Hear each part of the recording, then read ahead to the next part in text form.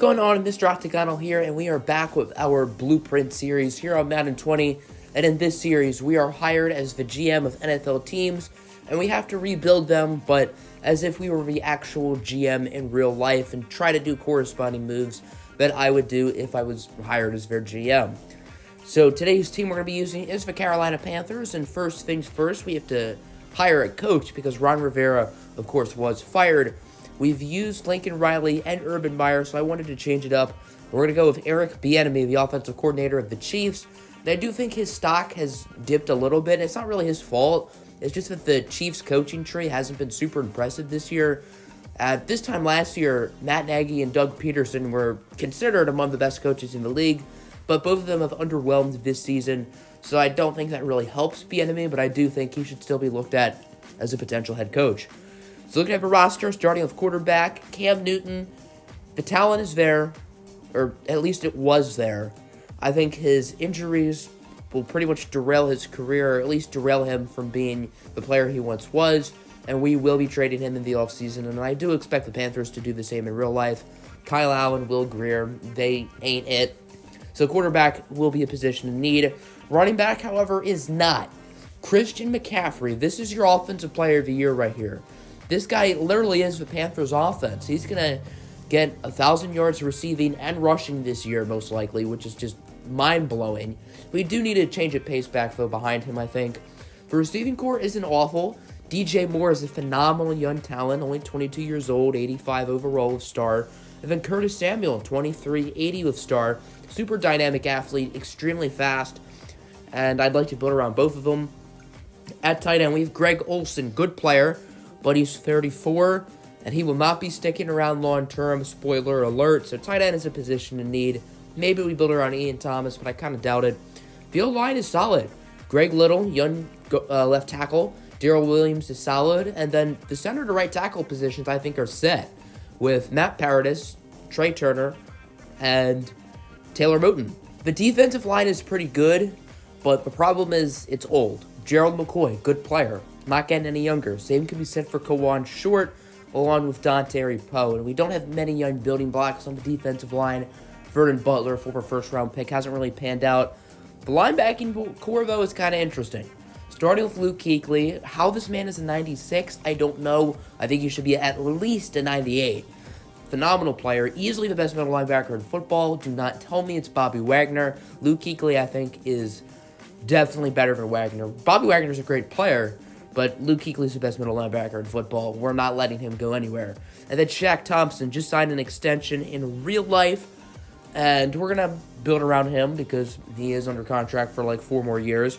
And then right outside, Brian Burns, first rounder out of Florida State this year. He's been extremely underrated. I think he's played very well for Carolina, and that looks like an absolute steal at pick 16.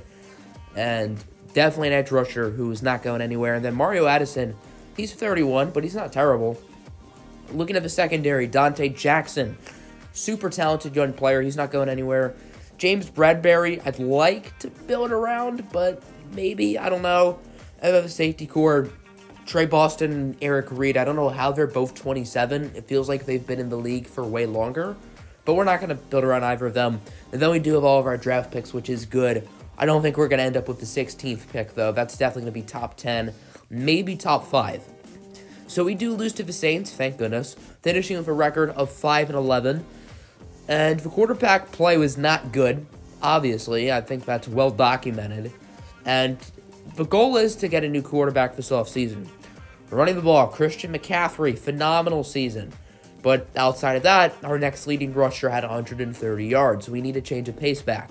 DJ Moore was great. McCaffrey had 110 catches. Curtis Samuel, not bad. I think we could use another playmaker on our offense, but for the most part, I think the offense is pretty good. We did not allow 5 sacks this season. I think that's just 5 sacks in Week 17. Tackles for loss, those are not accurate. Sacks, though, those are pretty accurate. 10.5 for Bruce Irvin, 9.5 for Addison, 9 for Burns, 8 for Vernon Butler. So we're sending pressure, and good amount of takeaways. 3 picks for Trey Boston, 3 for James Bradbury, and 3 for Dante Jackson. So Lamar wins MVP, not a surprise. McCaffrey in 5th.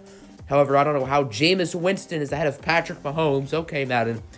John Harbaugh wins Coach of the Year of the Ravens. He could win it. I'd still give the nod to Kyle Shanahan. I'd say Harbaugh and Sean McDermott should be in the running as well.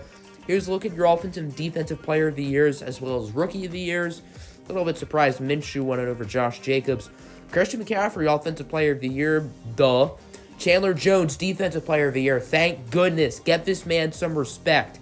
Chandler Jones is so good. So underrated. One of the best pass rushers in the league. And then Kyler and Bosa, offensive and defensive rookie of the year. Not surprising. What is surprising, though, is Brian Burns is all the way down here at 8. At 8. That's a little bit harsh. So here's a look at the playoff picture. I expect this to look similar to real life. The Titans get the 8 seed only because the Colts lost. That's hilarious. Otherwise, Oakland would have got it. And then here's a look at the NFC. Not really a surprise there. They have the Cowboys making it, so no Eagles. And the Cowboys winning is not good for me since I'm a Lions fan and I want Chase Young. So here's a look at the draft class. We will be using Bengals draft class like usual for the first season. And now into re-signings, Gerald McCoy. I'd like to bring him back for 1 year. He says no, however, so nice having you around. 2-year contract for James Bradbury. He wanted 3 years. I'm not paying him 3 years. He says no. Joey Sly, the young kicker. I'll give him a 2-year extension. He is sticking around in Carolina. And then Darrell Williams. I'd like to have him around for another year or two. 1 year, about $4.5 million. He says yes. So the offensive line is pretty much set for next season. And then Vernon Butler. Maybe give him one more shot. Not a large contract. He says yes. So welcome back, Vernon Butler. Here's a look at free agency. The usual suspects. There's Drew Brees, though. He's going to go to the Dolphins. Okay, then. And we have about a little bit over $25 million. So I think we can spend a little bit of money here. I don't know how Marshawn has superstar and is like an 80 overall. But we're going to be going after Yannick Ngakoue, Kenyon Drake, and James Bradbury. I'd like to get another pass rusher alongside Brian Burns. That can be Ngakoue. Kenyon Drake will be our change of pace back. And then I want to have James Bradbury back too. So we get Drake, and we get Yannick Ngakoue. No sign of Mr. James Bradbury yet. And we have the 5th-year team option for Christian McCaffrey. Even if I was drunk and couldn't say my ABCs, I think I'd still accept this 5th-year team option. And Bradbury ends up rejecting, so he will not be returning to the Panthers. So, I would trade Cam Newton now, but here at the draft stage, he's injured for 1 more week. So we cannot trade him. Literally 1 week. So we're going to have to wait until the preseason to trade him. Here's for draft lead, the 5th pick. They have the Bengals picking Burrow at 1, of course. They have the Redskins picking Jeffrey Okudah at 2. And then we get Chase Young. I love it. And then at pick 4, the Dolphins are going to go ahead and select somebody in just a second. They end up picking Andrew Thomas. So that puts us on the board here at 5. There's a number of ways we could go, but what about the quarterback position? I mean, do we have a starter next year? I don't think so. Cam's gone. Kyle Allen, Will Grier. It's not pretty. So I think we're going to pick a QB. And to be specific, I think we're going to be selecting Tua Tagovailoa from Alabama. He has a 78 with hidden. I'm not sold on Tua in real life. I think he's easily the biggest wild card in the draft. Yesterday I was saying Tua and Jalen Hurts are the biggest wild cards in the draft, but after that LSU game, ouch. So we're going to be making a trade. Greg Olsen and Eric Reed to the Browns for pick 15 and Chris Hubbard. I know it's a little bit unrealistic, but the Browns are dumb. That's not new.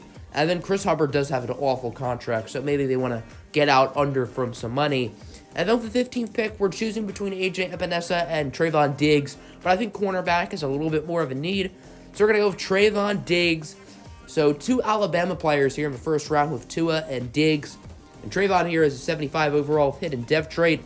On to the second round, one of my favorite players in this draft in real life, Hamza Nasir-Ladin from Florida State. Extremely athletic, and he's extremely versatile. His last name is really the only challenging part about him.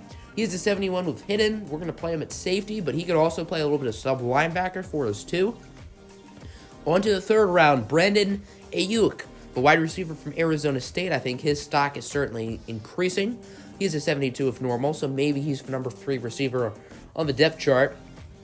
And then we're going to be trading our 7th rounder to the Broncos for a 5th next year. So, final look at our draft. I showed you those top 4. And then with our other picks, we selected A.J. Terrell, a corner from Clemson, Kyle Duggar, a safety from Illinois Rhine, and then with our 6th round pick, we took Tyler Johnson out of Minnesota. I'm not sold on Johnson in real life. I think he's a little bit overhyped, but he has hidden dev trade here.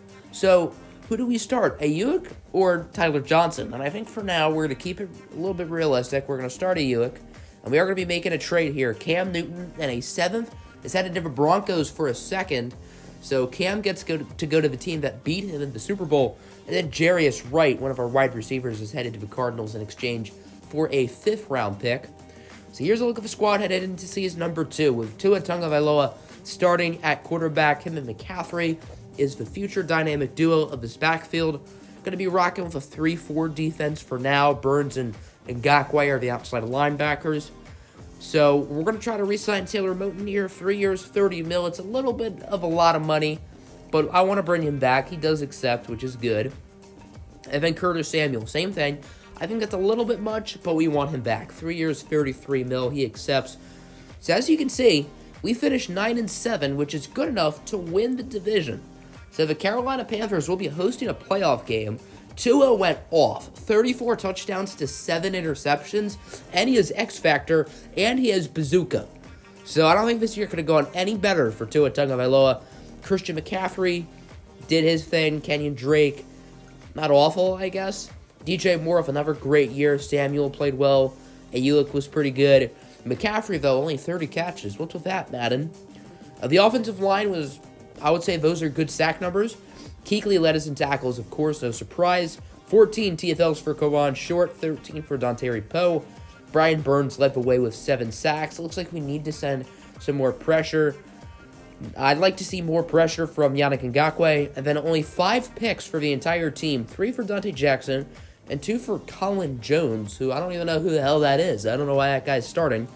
So here's a look at the awards. Tua finishes 8th in the MVP. We do not, we're not in the top 10 for Coach of the Year, which is a little bit disrespectful. Here's a look at your Offensive and Defensive Player of the Years. Joe Burrow wins Offensive Rookie of the Year in the AFC. Isaiah Simmons, Defensive Rookie of the Year. Trubisky, Offensive Player of the Year. Very nice. We got Tua in there at 2nd.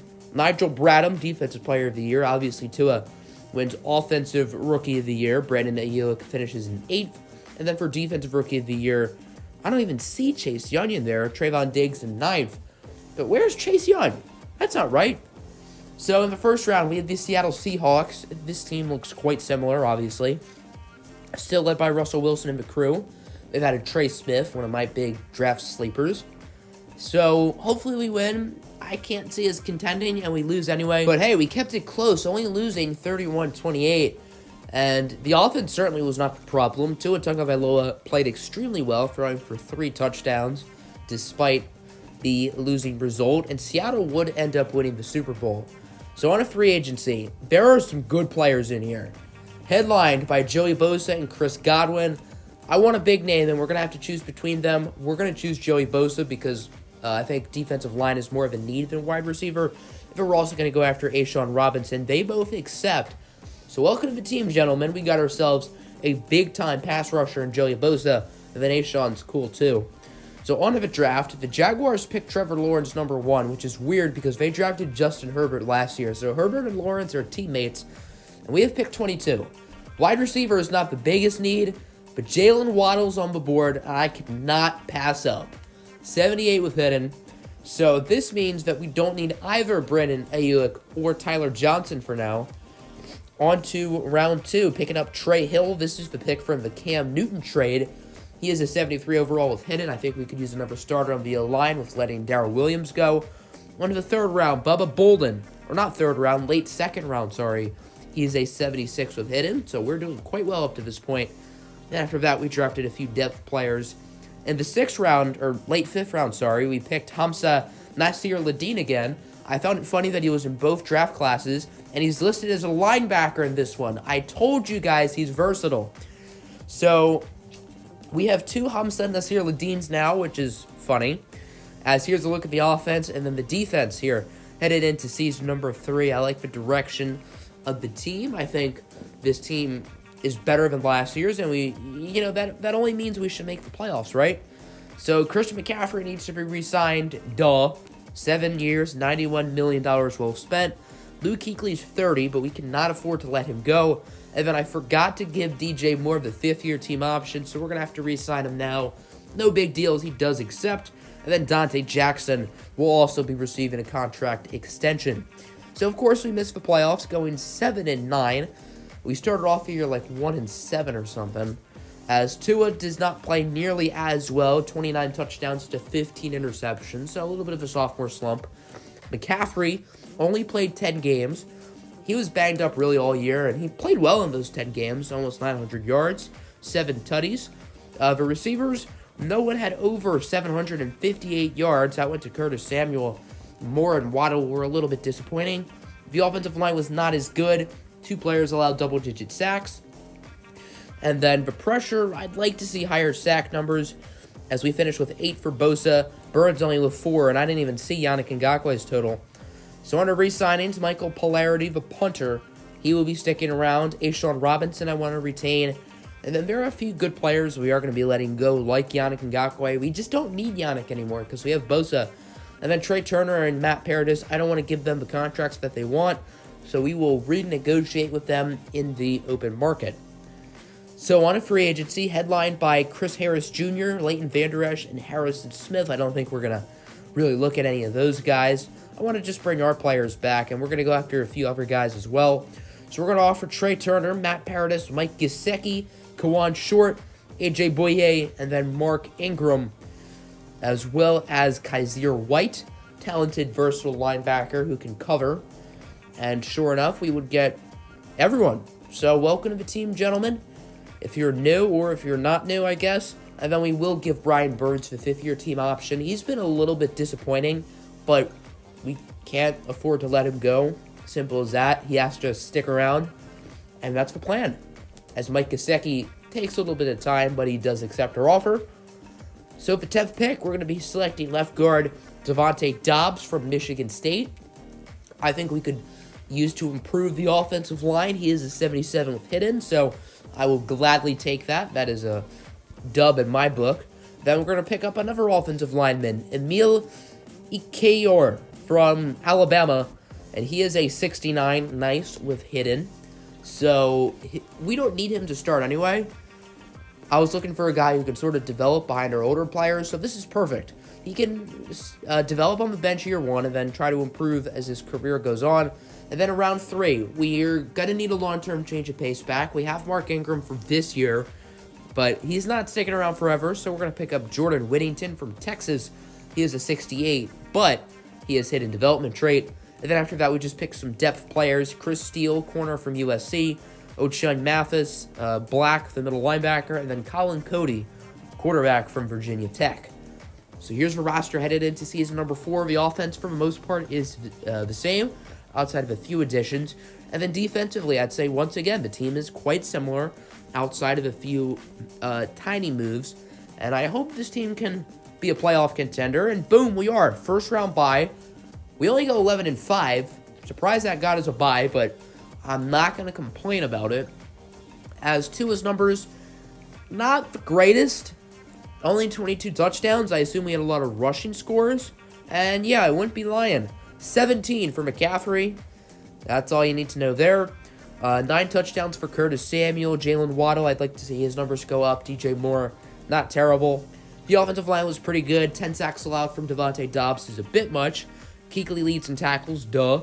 Tackles for loss goes to Bosa. 7.5 sacks for Burns. 6.5 for PJ Mustafa. Okay. Only 4 for Bosa. And considering we are a 3-4, I get that Bosa's sack numbers aren't going to be super high.